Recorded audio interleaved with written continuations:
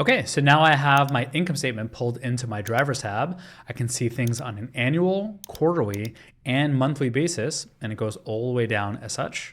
I'm now gonna repeat these same steps for the balance sheet. And it's really simple how I do that. I'm again just gonna write sum ifs. I'm gonna select the entire column over here. I'm gonna hit a comma and then say the criteria range is gonna be locked for this column here, as long as that is equal to what I show over here. And once again, let's just copy over the formatting. Okay, so all I need to do now is I could really just come down as such and I'll copy and paste that information. So I have all of it filled out. And let's just drag that all the way to our last month of actuals. Okay, now just like with the income statement, I'm gonna delete any of the subtotal. So I don't need like total accounts receivable. I don't need total assets, total fixed assets, or any of that. Instead, I'm just gonna sum up all of my assets above. So I'm just gonna speed up as I do that part. Okay, so I selected all of these rows and I'm just gonna hit the delete button so that it creates these buffers. And let's again come up top and utilize the header formatting. So I'm gonna apply this over here to our assets, Alt-HVR. And I actually don't need these top two sections either. So I'll just go ahead and delete that because those are section headings. The same thing for the balance sheet. Okay, then let's take this formatting and let's apply it to our current liabilities. And then finally, I'll take this information and apply it to our equity.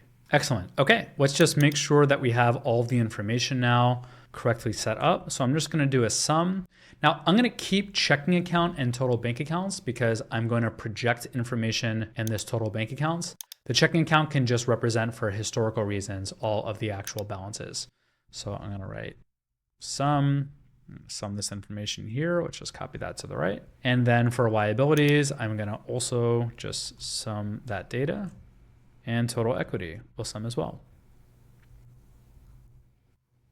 Okay, it seems like everything worked out. Let's now implement a few checks just to make sure that we're good to go.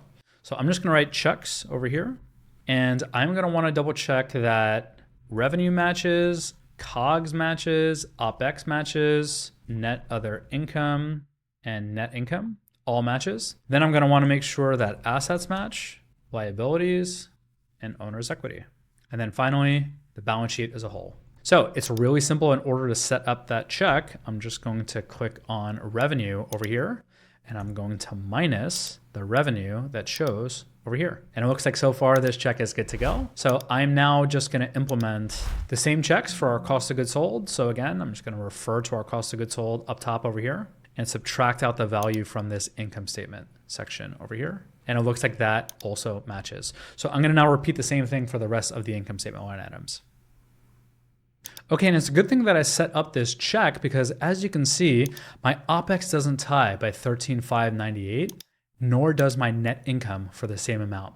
So the first thing I like to do whenever I see that there's an error is just double check if I could find an amount equal to that in the actual source. So I'm just gonna slowly scroll and look at that. I already can see it directly. I kept the total payroll expenses. So this makes sense. If I'm summing all the information here, well, now I have a sub account. So it's really duplicating the information. 13,598 already equals 13,598 from up top. So if I just come here and then delete that information, let's see.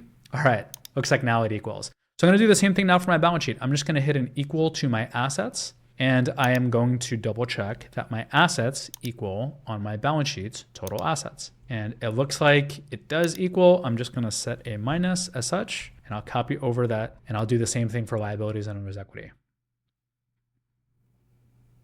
All right, and so far all of my checks are passing. The final check is just to ensure at all times that assets equals liabilities and owner's equity. So I'll just say assets minus the sum of liabilities and owner's equity. And if each of these match to the source, then technically this should match as well, unless I have a problem with my source.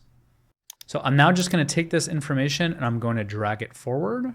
And it looks like everything works. The last thing that I need to do is just add a new error check. So I'm gonna hit Control+. I will copy this here and we'll call it drivers. And the check is going to count ifs the information that I have on my drivers section over here is greater than 0. And I will sum if it is less than 0. And then I will also sum if it equals a ref error. All right, looks like everything is good. Let's just make sure that this is referring to the bottom over here. Okay, let's just run a test now and see if this is going to work. So if I just come in over here and let's say write 55, it looks like now my error check is properly functioning. So I'm just gonna repeat the same steps I did for my income statement to aggregate this information, but this time I will use the index over here. And I'm just gonna come down as such, and I could do the same thing here. And I'll do the same thing as such. And then finally, I'll just take the header for the assets, do the same thing for the liabilities. And then finally, I will also do the same for our owner's equity. Excellent. Now, for all of these checks, what I'm gonna do is I'm just gonna do a sum ifs so that we're also calculating on an annual and quarterly basis to help us understand. And I can now just expand the error check to pull from F105 instead of it starting to pull from W105. And let's also just copy over the formatting.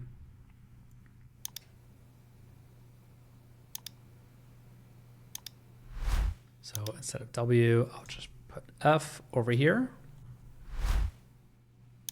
Excellent. Okay, now I have my drivers tab set up. I'm ready to now create a new income statement, balance sheet, and cash flows tab, which will include both of my historicals as well as my projections.